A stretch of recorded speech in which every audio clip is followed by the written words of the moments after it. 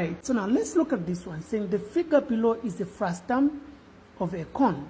The base diameter and the top diameter are 42 centimeter and 14 centimeter, respectively, while the height is 20 centimeter. Take theta as 3.142. Calculate its volume. So before we calculate its volume, we want to know the height for the smaller part that was cut off. Right? So the height from the base to where the top part is, where it was cut off, is 20 centimeter.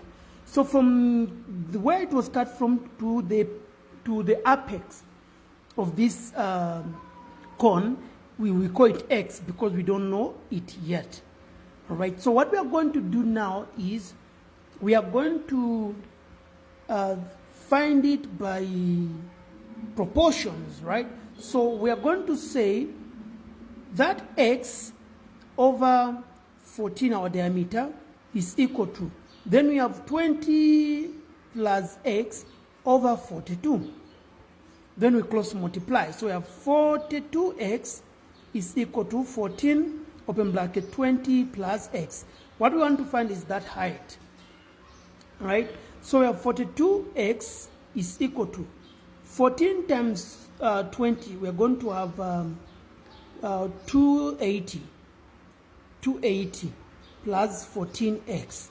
So now we group the like terms, yeah? So it will be 42x minus 14x is equal to 280. So what are we getting? If we subtract that, we have 42 minus 14, we get 28. All right, so we have now 2080x is equal to 280. So we divide both sides by 28. So that and that goes. Our x is equal to 10. So this top height is 10. The top height is 10 centimeter. Now that we know the top height, we can now come in and find the volume. So the volume for this frustum, we are going to use the formula 1 over 3 pi, open bracket. We have the radius for the bigger base, right? And its height minus the smaller radius, the radius for the smaller multiplied by its height, right? So the volume is equal to 1 over 3 times, what is our pi? We say pi is 3.142. Okay, then we open our bracket. Our radius for the smaller one, for the bigger one, half of this one is 21, right? Half of this diameter, this is our diameter, so half of it is our radius. So we have 21 squared, and our height is, now we are adding, because the height for the whole thing, for the bigger one, so it is 20 plus 10, which is 30. So multiply by 30 minus the radius for the smaller one, we have 14. Half of 14 is 7. So we have 7 squared. And its height is 10. Multiply by 10. Okay? So V is equal to, this one, that one, same as, we have 3.142 over 3. Then we open our bracket. What are we getting from inside here? So we can simply punch on our calculator.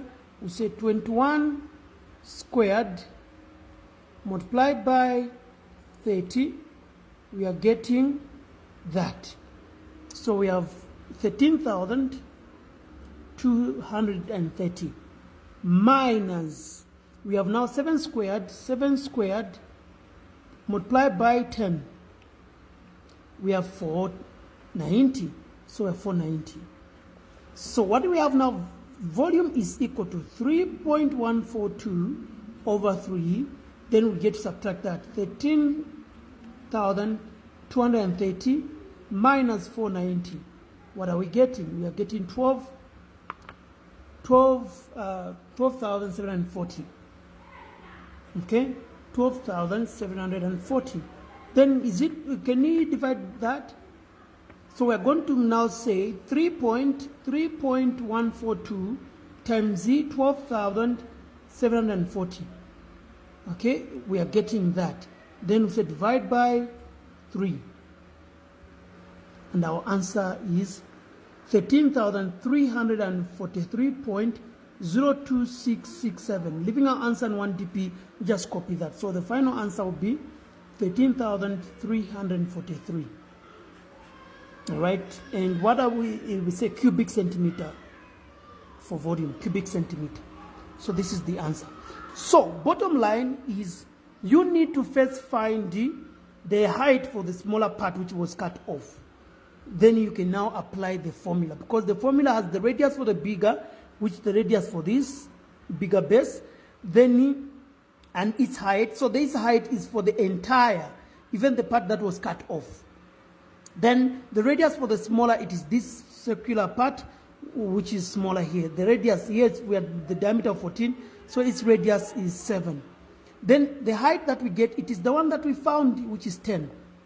Okay? That's how we find such.